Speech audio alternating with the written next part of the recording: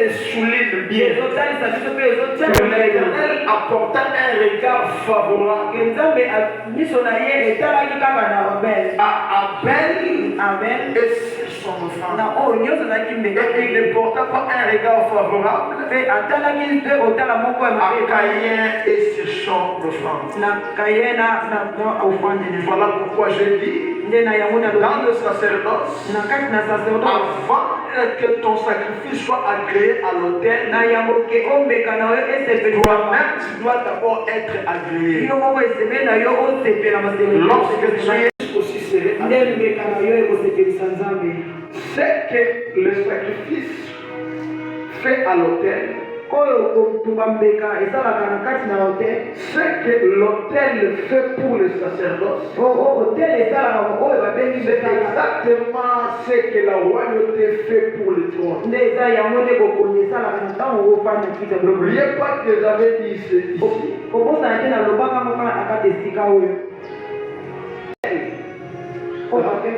Renforce le trône. Si ton trône n'est pas soutenu à un hôtel, c'est comme si tu es assis dans une toile d'araignée. Tu n'as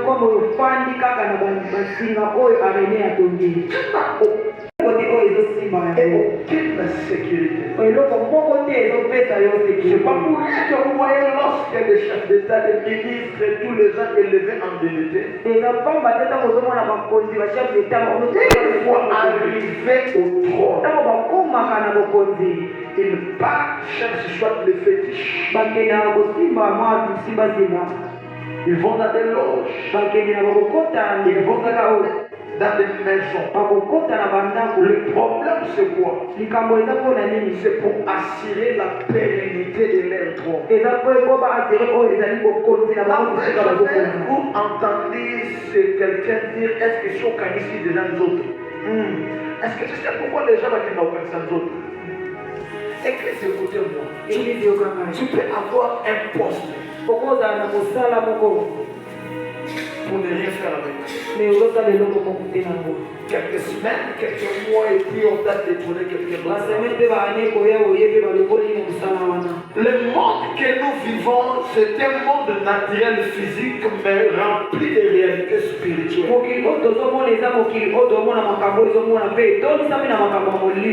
Ce sont des histoires, ce sont des choses spirituelles qui fixent la vie des humains sur la terre. Il n'y a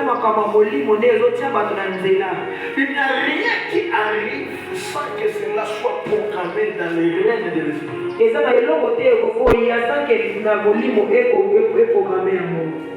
Église, écoutez.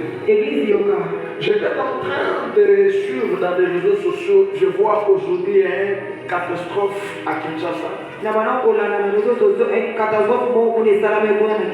Je sais que certains parmi nous aussi sont au courant. L'inondation. Nous sommes nés grandis là-bas. Actuellement, ce qui est en train de se faire, on n'a jamais connu. Mais malheureusement, mon plus grand rêve, c'est quoi? C'est le silence des prophètes. Je ne pense pas que ce sont des choses qui se font à hasard. Je ne crois pas seulement que le prophétique doit se limiter au numéro de téléphone, au nom des gens, aux adresses des gens.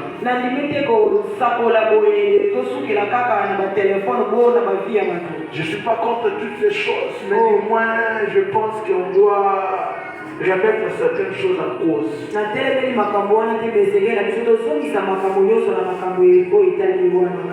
semaines, 1 mois passé, j'aurais entendu comme si dans la ville de Lubumbashi, il y avait certains lions.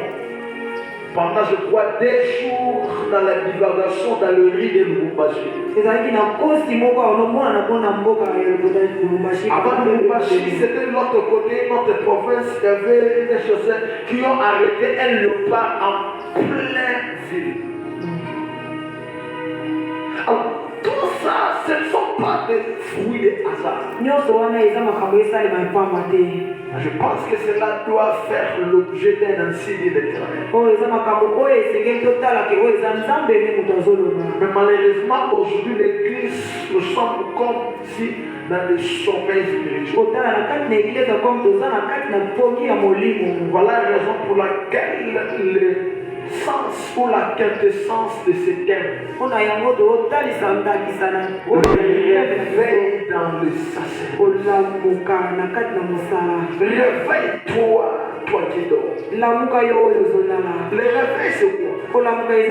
On ne peut pas parler de réveil si on parle. Le réveil, c'est un état de veille.